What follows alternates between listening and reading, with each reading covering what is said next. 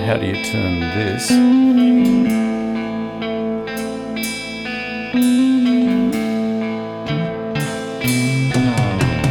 Zvláštní, jak nádherně couvám, to jsem dříve neuměl.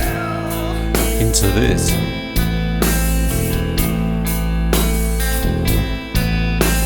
Já, který měl sklony vůči,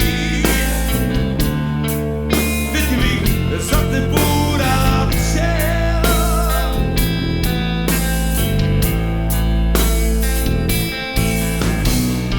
Květináče spadly dolů, zím si. Stačí, že si pátí z truců pryč.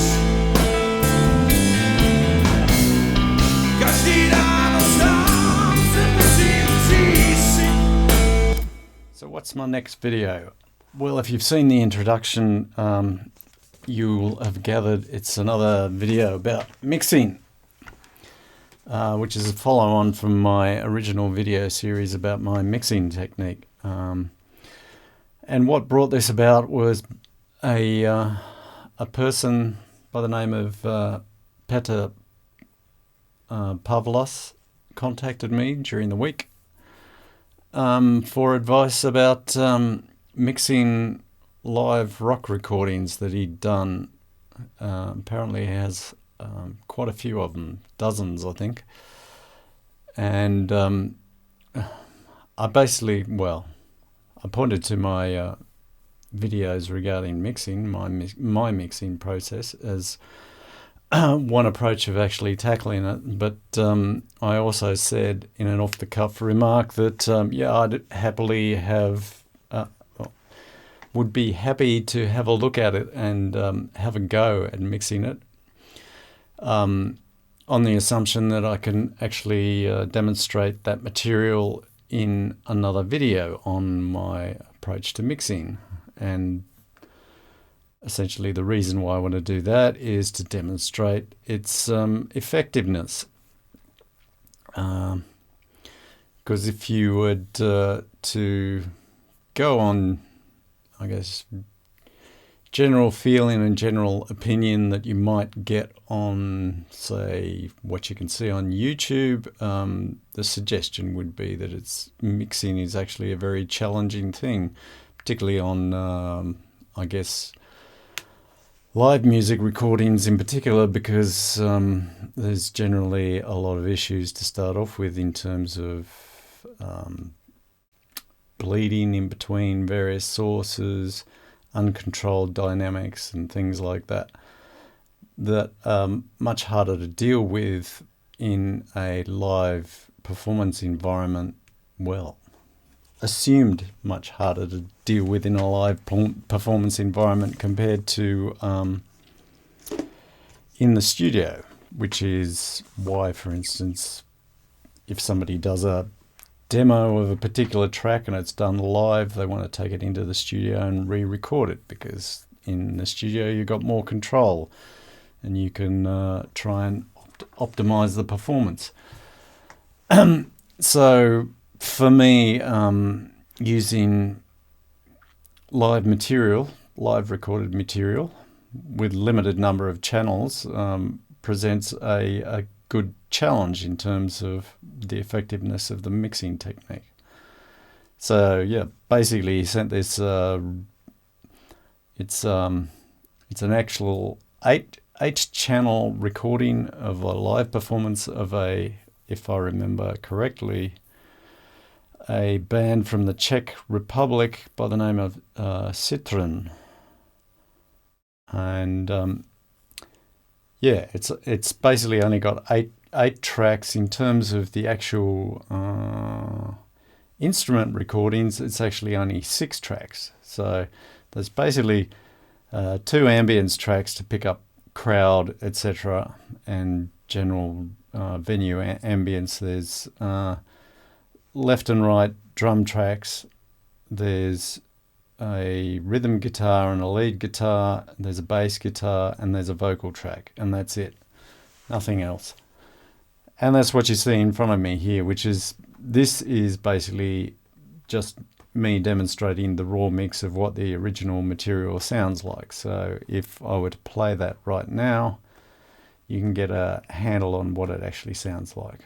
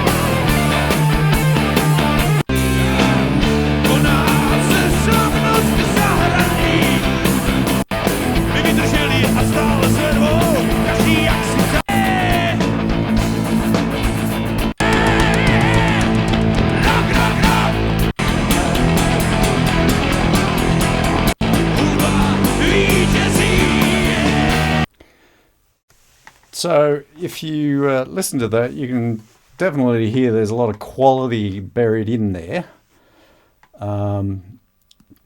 There is masking issues in there. There's dynamics issues, like the vocal part is quite overly dynamic. The drum part is also overly dynamic. The guitar's slightly harsh and maybe lack a bit of definition, but there's definite quality there.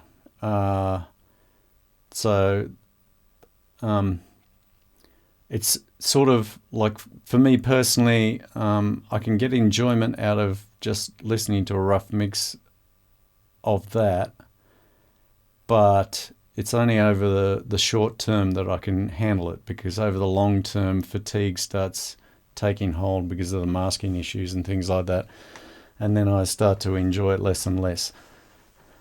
So yeah, the issue is you need to deal with those sorts of things. Now, the typical approach, people would start chucking in EQ plugins or just using the built-in channel EQ or whatever and trying to fix it like that, and then putting in dynamics plugins as well to control, like compressors to control various this, that and the other and whatever.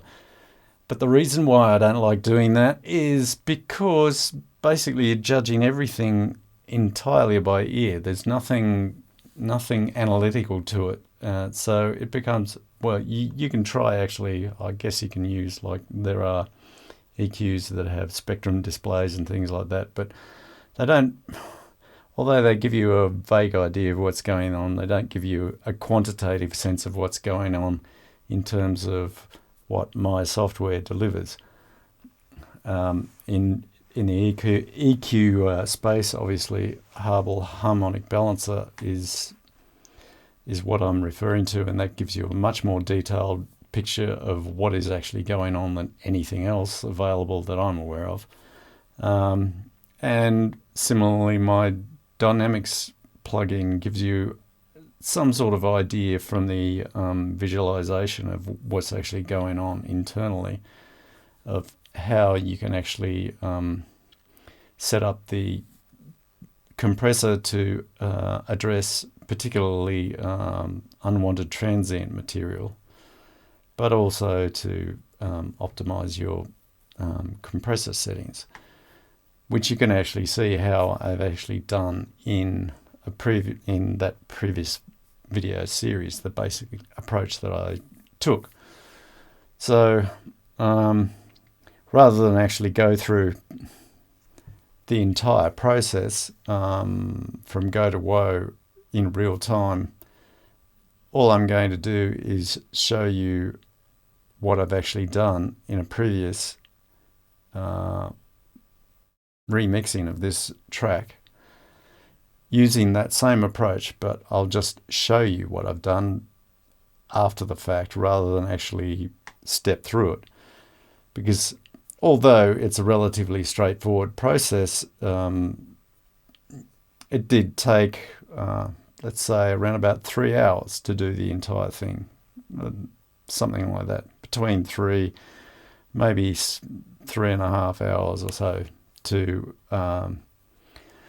redo this entire project, which is, I don't know, it's quite a lot of music. I think it's like 50 minutes or something.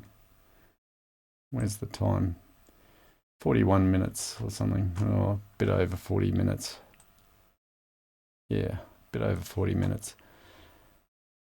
So, in terms of mixing, essentially if you mix anything particularly well,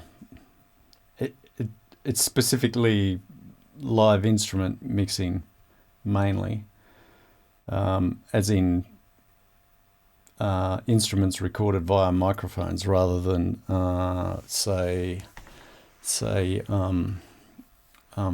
virtual instruments or electronic instruments. Because in cases of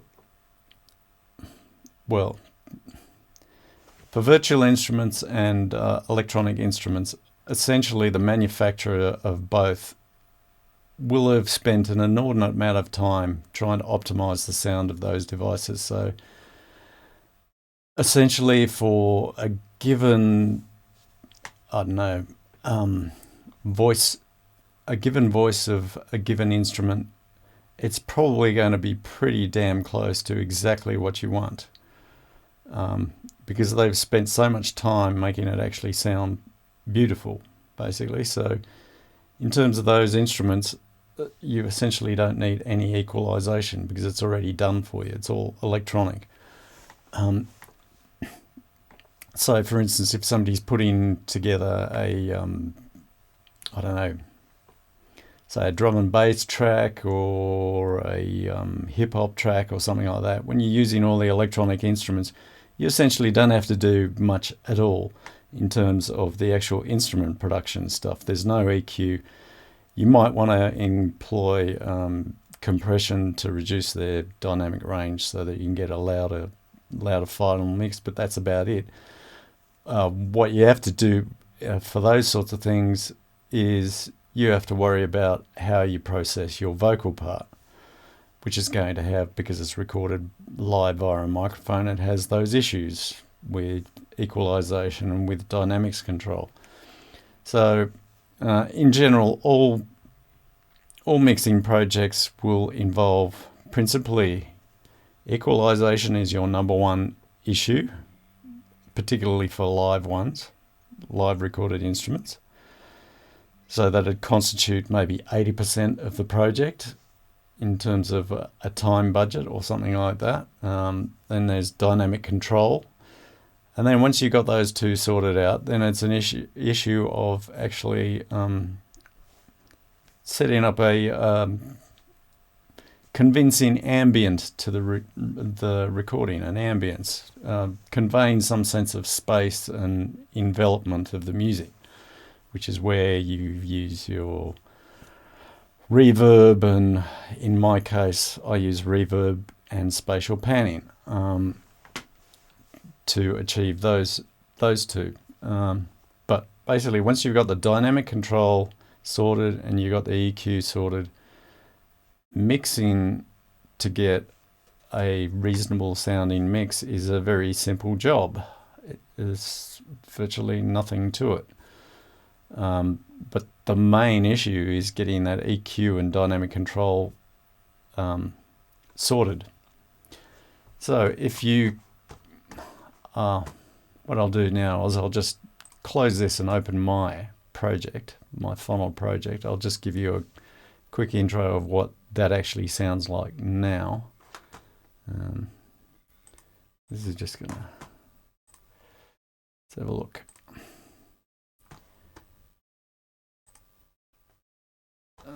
What did I call this? Sorry about this. I had to recreate this because I'd lost it. This is my, I think I called it something like live mix raw. Yep. Now there's the folder. That's exactly what I called it. Yep. So now if I open this one, which is my stereo live mix, it's exactly the same material, except now you can see the volume of the various components have increased, and that is from the equalization stage in Harbel harmonic balancer. So I've increased them to a reasonable level. If I quickly go through what is actually there in terms of drum tracks, I've got dynamics processing. So I'm compressing, oh, there you go, about 1.6 or something like that, compression ratio. And it's in the spatial panner. It's panned spatially, so that would be the same for that. Same settings for the compressor. In the atmospheric track, it's just spatial pan. Similarly, spatial pan for the other atmospheric track. For the guitar, it's just spatial pan, because when I show you the Harbel harmonic balancer result and look at the histogram, you'll see why I didn't actually need any compression on the guitars. So there's absolutely no, oh, I didn't want to show you that because it's already there. Again, there's, yeah, just spatial pan on the vocal. Oh, yeah, on the vocal, looks like I didn't even use compression on the vocal. So the only treatment in terms of the vocal is equalization to get rid of the harshness. And there's no compression on the bass. So the only compression on those instruments were whatever occurred when it was recorded live, except for my drum tracks, which I've added extra compression because they're way more dynamic than everything else. So then in terms of my final output, I've got my panner here. So this is left drum, right drum, left atmosphere, right atmosphere. That's the bass guitar, that's the lead vocal, that's one, I don't know if it's a rhythm or a lead, and likewise the opposite. Whether it's lead or rhythm, I don't know. I can't remember which one is which. And then in the final output, yes, in the final bus, I've got my synthetic space to give me my reverb content. So what this actually sounds like, I can play now and you get an idea, and we'll go through and compare it. I'll just put this down here somewhere.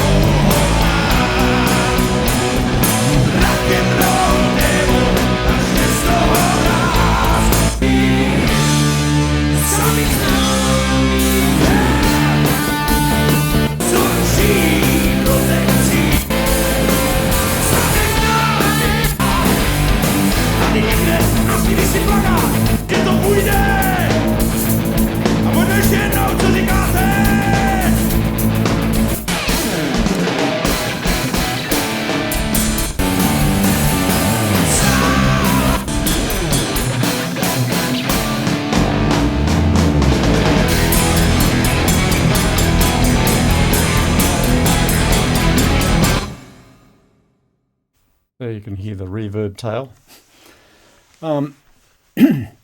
So hopefully from that you can ascertain that it has a lot more gloss. There's a lot better definition of pretty much everything. I guess the volume density is increased as well, so it's quite a bit louder in terms of the final mix. The drums sound quite a bit more controlled. The guitars have more top end in them. The vocal part has lost its harshness. So it all sits together nicely, and it's a very consistent mix from beginning to end. No real issues there. And I guess that's the one nice thing in working with a live recording of a live concert is because it's recorded in this concert comes from one single, this recording comes from one single concert. It means the sound end to end doesn't really vary that much on the assumption that the guys on front of desk taking care of the live mixing did their job well. So because of that, whatever I do in terms of equalization and processing and everything just applies continuously across the entire track. There's no need to do any fancy splitting of tracks up and then processing them individually. So yeah, hopefully you find that that sounds quite a bit better than the original recording. It certainly has a lot more sense of space in there, and that's coming from the walls and the reverb. So for instance, if I were to actually switch all of that off, suddenly I don't think it would be as spacious.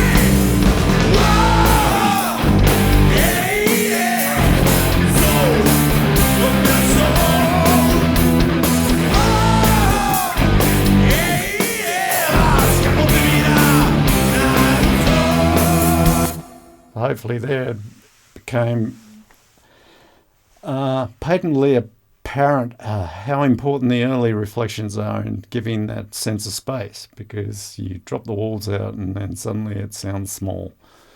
It sounds nicely balanced and everything is everything is well proportioned or whatever, but it just sounds narrow. It's not enveloping around your head. But you add those walls and then suddenly you've got a massive atmosphere going on there, which is the importance of spatial panning, which I always bang on about, and reverb. Now, obviously, you can do something similar by using conventional panning and then a whole bunch of delays and other stuff and whatever, trying to add a delayed reflection of one thing panned in one position to another position and whatever. You can do that. You can get a similar effect by less sophisticated means. Well, less sophisticated tools, I would say, not less sophisticated means. If you want to duplicate what this does, you're going to have to use a hell of a lot of channels and a hell of a lot of delay units, delay plugins, essentially you'd need, when you got the full diffusion acting in there, you'd have to have 6 extra channels for each channel. So you're multiplying all your channels by 6, or sorry, 7, because you've got to include the original one. So you'll have 7 times as many channels. You'll have to pan each one individually, and each one of those extra channels would have to have a separate delay on them. And then you'd also have to have something like a, what do you call it? Trying to think. Forgotten the name of them. Like a chorus effect. You'd have to have a chorus effect applied to all of those early reflection channels as well. So you're talking about an extremely complicated DAW project to reproduce what spatial panning is actually doing, which is why it's pretty much senseless trying to actually reproduce it. Just use the tool. But anyway, that's what's giving the sense of space in this recording. Now, if you want to see what I've done equalization-wise to treat what's going on, I shall now demonstrate that. This is a different project. I'm not interested in showing you this one just yet. I might show it to you right at the end, just as a demonstration that, again, yes, I can do something similar. So this was the source material. So if I start with what I want to do, open this one. Channel 1, I think, is an ambience track. And going by the level, it looks like an ambience track. And yes, I can probably demonstrate that too. Oh, it's going through my speakers. I don't want to play it through the speakers. I've got to play it through this. Is it going to come through now?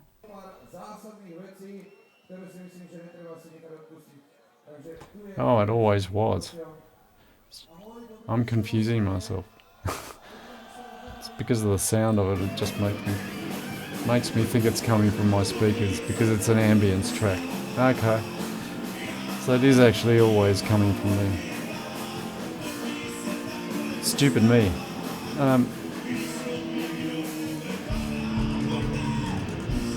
So that's what the original sounds like. So what I've done, I've just made the top end uniform and I've topped the bass end. The reason why I topped the bass end is because I don't want the ambience channel affecting or interfering with the bass frequencies of the entire mix. This is just to give the crowd noise. And if you look at various, say, a crowd scream here, most of it's concentrated on those frequencies that are attenuated.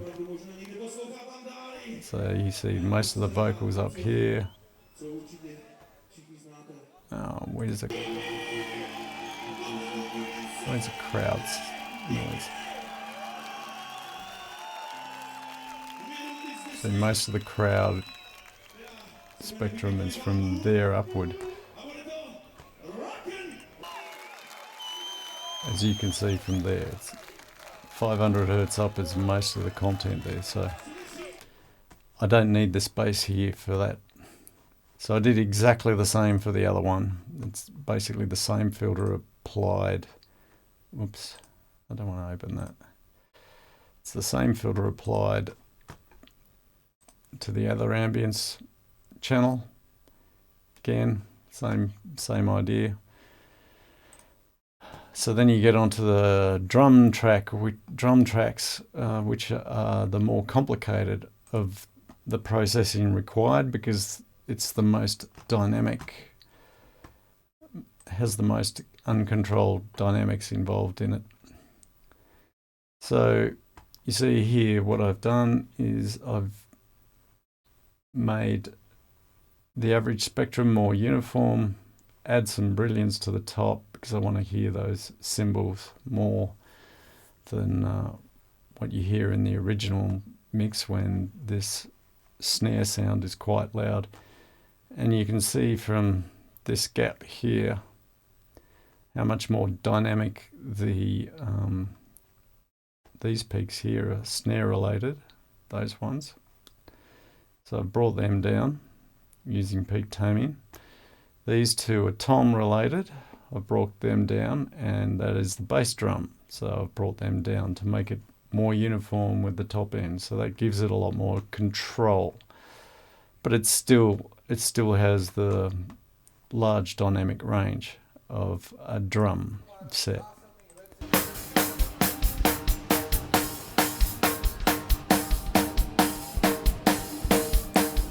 There's not a huge difference there.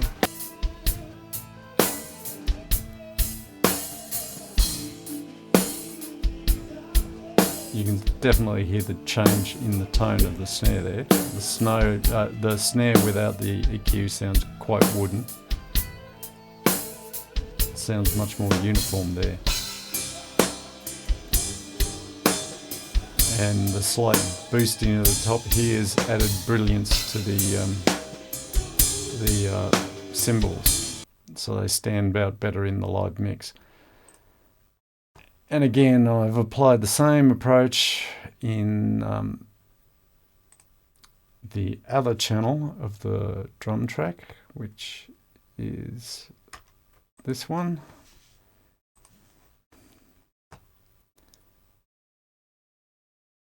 Yeah, looks pretty much identical in terms of the processing, and it should be because I've used the open reference feature to overlay them. I can actually demonstrate that. Again, if I go to, it's this folder, so that's channel 3, channel, oh yeah, it's not going to let me open those. I need to change that.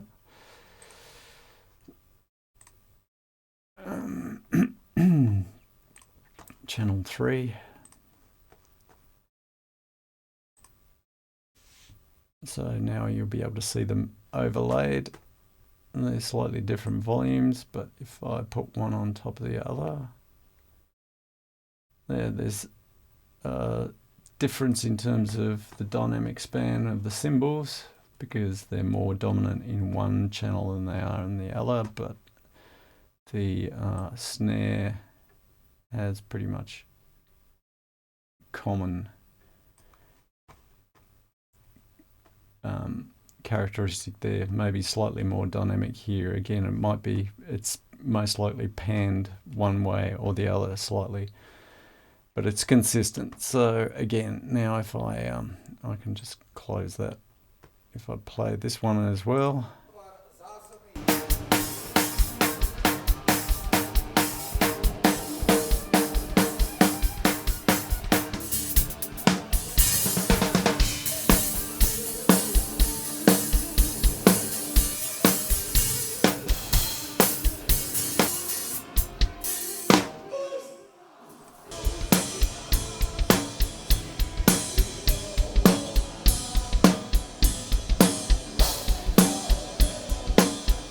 That one definitely sounds quite wooden. But it's got all the hallmarks of being close mic'd. It's got a close mic sound on that snare and the bass drum. I assume the cymbals are being picked up by an overhead, and that's all sent out to a left-right bass submix. I don't know how they did it, whether they had a little mixing desk next to the drum kit or whether they actually mic'd it all and sent it to the front of house, don't know. But that's probably the typical way a lot of things might get done in a live concert situation. So, where was I up to? Okay, the next one to look at, 3 and 4 were the drum tracks. Okay, 6. I can't remember. I think this is one of the guitar tracks. I don't remember which one. Yep, it's definitely a guitar part. So in the original, it was quite strong in the mid-range and a bit peaky at the top here. So to make it more listenable and less competition for the vocal, I've controlled this mid-range section here to have a slight well nature to it, and control the excessive peaking up here to just through the average processing to bring down the effect of that and reduce listening fatigue, and then added brilliance to the top end by making this more of a uniform roll-off rather than this very jaggedy looking roll-off. So now if you compare the two of these,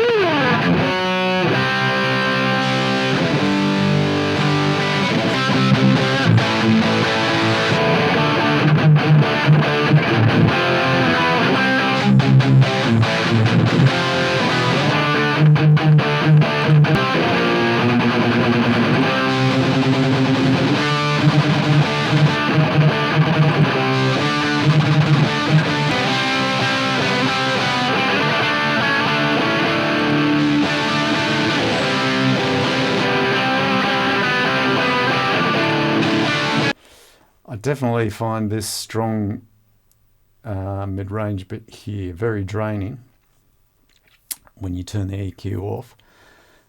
And the absence of this extra high frequency content that I've added makes it rather dull and boring. So when you add it, you get that extra sizzle and buzz at the top for the guitar, the distorted guitar, and it just makes it sound that much more interesting. So that's pretty much all I did there, except, yeah, that's right. I was going to touch on that.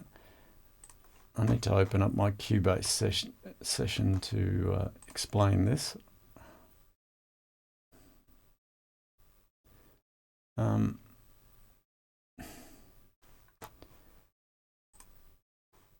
So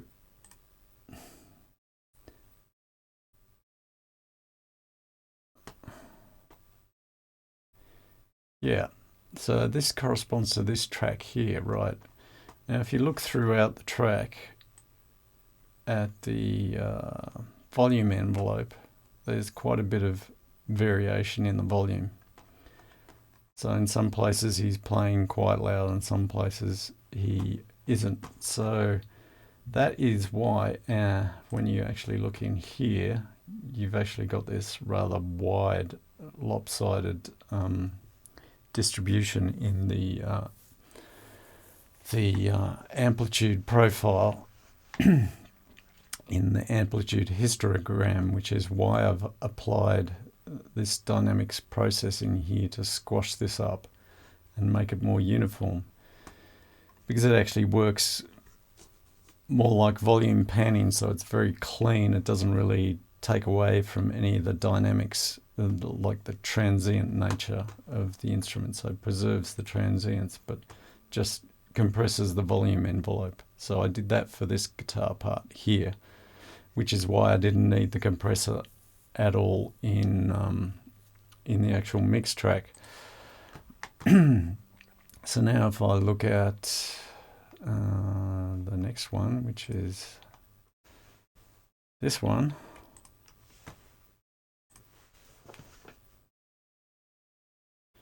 Again, same sort of thing. It's very strong in this low mid-range here, which is rather fatiguing, and it also masks the vocalist. So I brought that down, giving it a bit of a well and making some space for the vocals.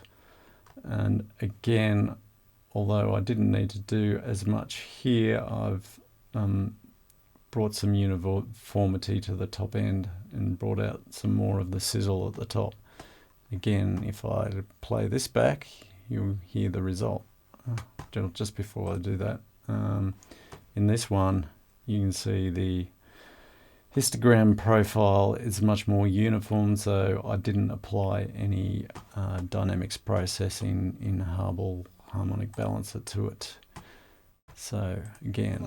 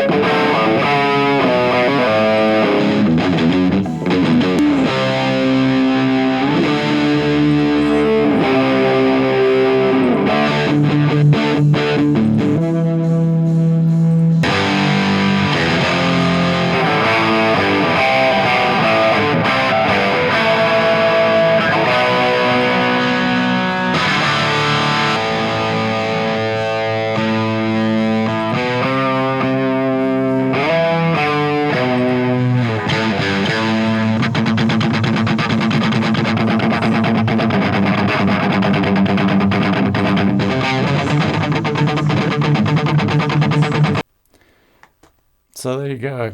I guess you may have actually seen me cringing when I was playing the originals, because I found them rather harsh to listen to. It's pretty harsh to listen to on its own anyway, out of context, but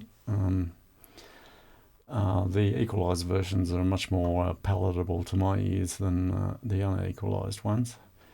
I think the next track, if I remember, no, we're up to 8, is, oh, sorry, wrong keyboard key, the vocal track. So this is the vocal track. You can actually see it's relatively well dynamically controlled, which is probably why I didn't feel the need to apply any compression to it. I suppose I could have used some peak taming to attack the de-essing issues, but I didn't think it was warranted. It sort of gives a sense of liveness to it as a live concert, because they typically don't use de-essing much in a live performance. And it also, can add a sense of quality. But yeah, you can see I've extended the average up here to give it more definition at the top, which is definitely drooping here, and taken out this ringing, which is probably a classic dynamic microphone frequency response characteristic there. So making that more uniform, adding a little bit of low end to his voice, and that's pretty much it. And again, I don't think I did anything dynamics wise, no, other than raise the level, which you can see from here. So if I play this, Už víme svý, už víme svý, už víme svý, víme svý. A teď vy! Už víme svý, už víme svý, už víme svý, víme svý. Už víme. Kdo je nezná, ten o nich neví. Nezná náš pohostinný kraj. Jsou kloubou našich duší, jsou krásou. Lásko vábivá, zůstanem dnes dá. Lásko vás sílí touhou hnát. Rock and roll démon, až jde z toho mráz, sám skrývá hurikán. Pánové, s dobrou konexí, dámy, co žijí čím. So there you have it. Again, you've probably seen that I was cringing on the unequalized cases. Most of the harshness in his vocal is this dynamic mic peaking characteristic here, which is what's been taken out. There's a little bit here that I've taken out, but most of the issues are actually up here.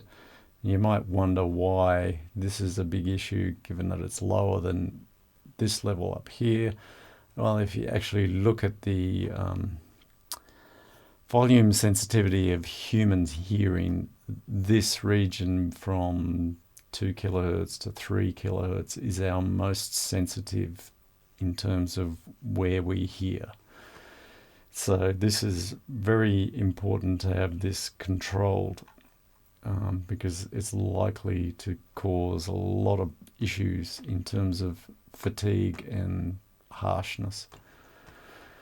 Which is why when I take it out, it sounds, well, control it, don't take it out. But when I control it better, make it more uniform, it sounds that much easier to listen to. And then the other aspect is raising the level of the high frequencies here has made a lot of this content audible, which would normally be masked by the presence of this peaking up here in the original case.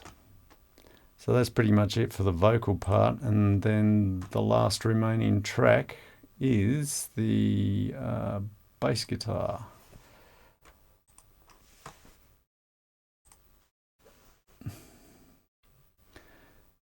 So here in the bass guitar case, what I've done, I've made the bottom end extended, so extended it down to about 40 hertz, made it relatively flat, mainly based on the peak spectrum more than the average spectrum. Then there's a lot of clicking and whatever going on up here in the original bass guitar that I don't particularly want. I don't like it that much.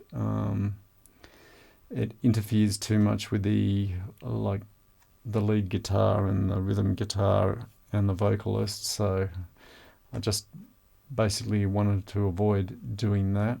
So that's why I've topped it off here. And that's pretty much it. It's a relatively straightforward one to deal with. Again, there's no... Was there any? Oh, again, because of this width in the histogram, I've compressed it a bit to make it more uniform. Again, if I go back to my Cubase session, you might actually see, yeah, like if you compare the level from here to here to here, there's quite a bit of variation, and I don't want that much variation because of the fact that I'm compressing the drums to get a louder overall mix level. So I've done it in harmonic balancer so that it just essentially acts as volume panning rather than transient suppression. And if I play it back, you'll hear what it sounds like.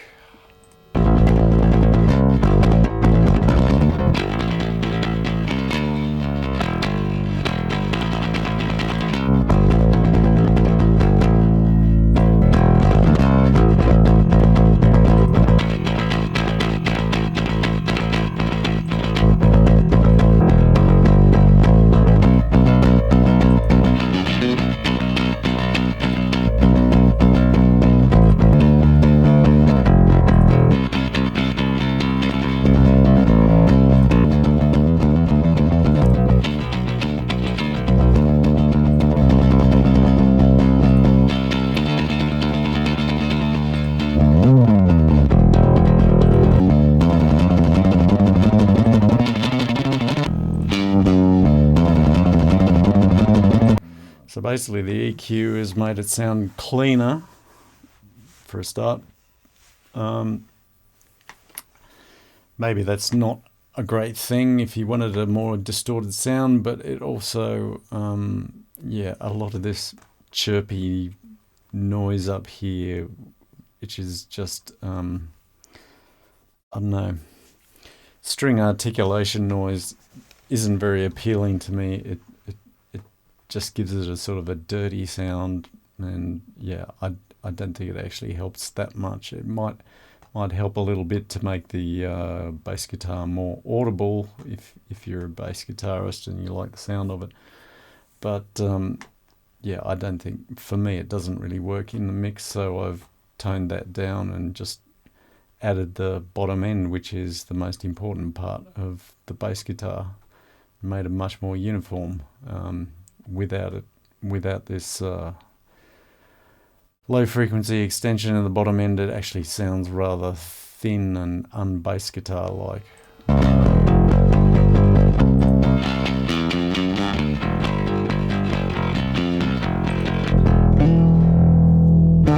I guess it sounds bass guitar like, but it doesn't encapsulate the power of a bass guitar. So that's why I put it in there.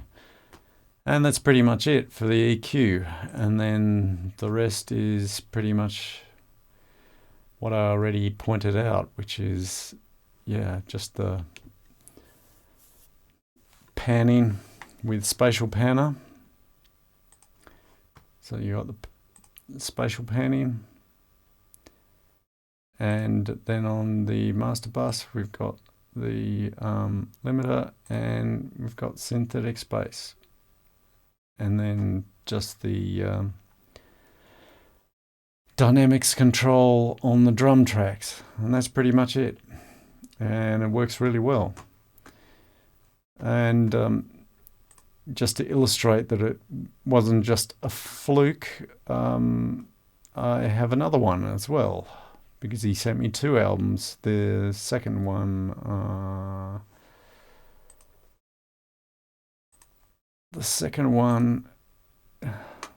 I hate the way Cubase does that.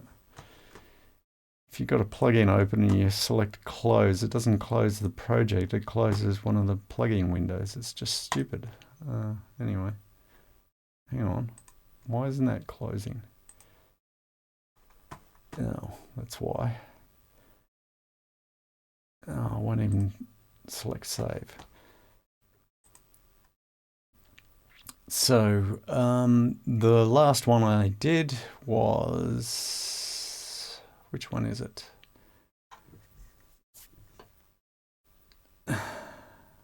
Was it just this one? I think it's this one. Yep. And this one has much dirtier tracks. The volume of the, I won't actually go through them, but the volume of the bass guitar track and the 2 lead guitar tracks were really high. They were actually clipped in the actual source tracks. The source tracks were clipped, so it's got a dirtier sound to it. But given that those guitar parts are heavily distorted anyway, it probably it didn't detract that much from the final outcome. It still sounds very good. And I got a slightly different mix setting here. Here I've put the atmospheric tracks at the back because they're actually louder. The reason why I had them to the side before is because they were actually quite quiet. So I put them at the back here to give them a more central space. Again, stereo drum tracks, bass guitar, one lead guitar, the other lead guitar, lead or rhythm, whatever, and the lead vocal. Similar geometry, it's probably almost the same. And where's my... Oh, shut up, Merida. That's my dog barking in the background. Somebody must be coming home. Oh,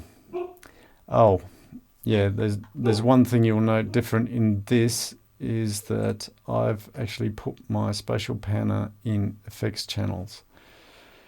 And the reason why I've done that is easily explained because I basically started this project fresh.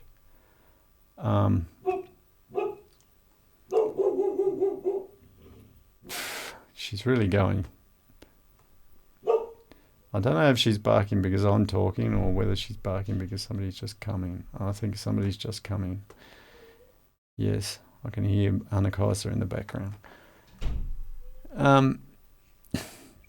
Yeah, when I started this project, I basically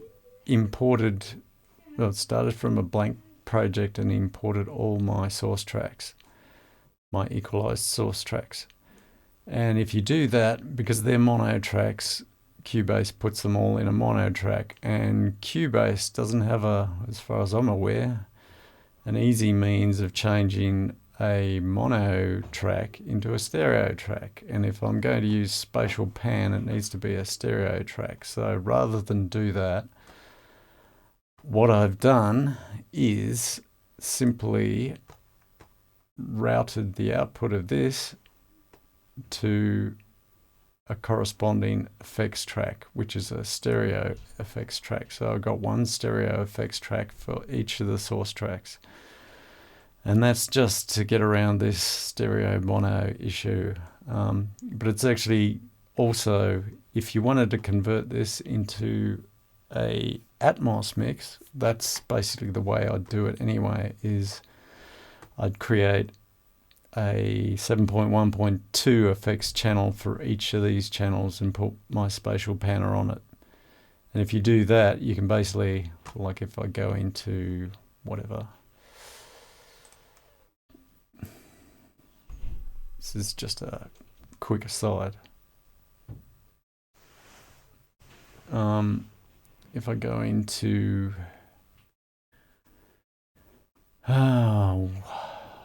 the mix console, you can basically take, for instance, this particular plugin, drag it into, so this one was, what is it? This would be, that's one of my drum tracks, yeah.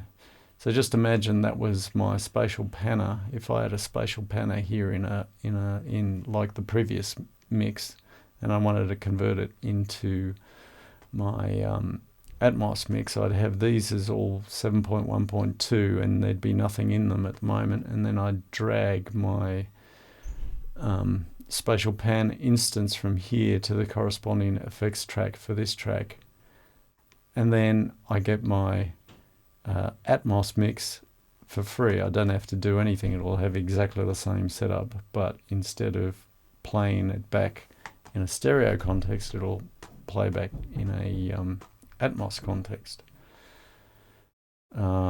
which I can actually quickly show you for the other project because I haven't done it for this one. But anyway, if I just play some of this so you can get an idea of what it actually sounds like. I'll start from about here.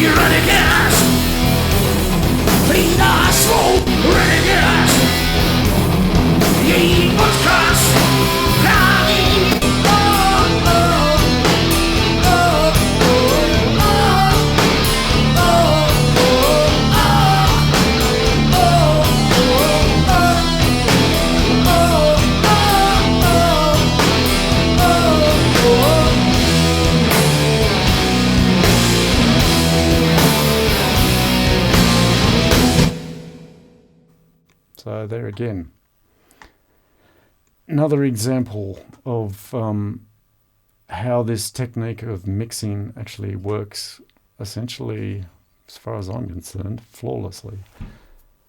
But the Atmos mix, if I want to show you that, I can do that right now. Although I'll have to change a few settings though, because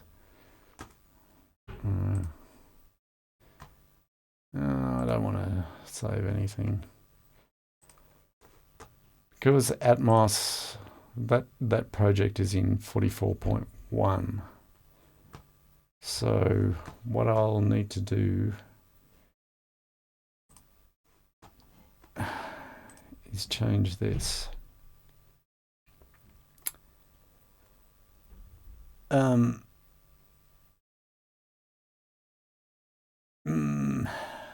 Yes, I'll leave it at 2-channel because it is only a 2-channel interface, obviously. There you go.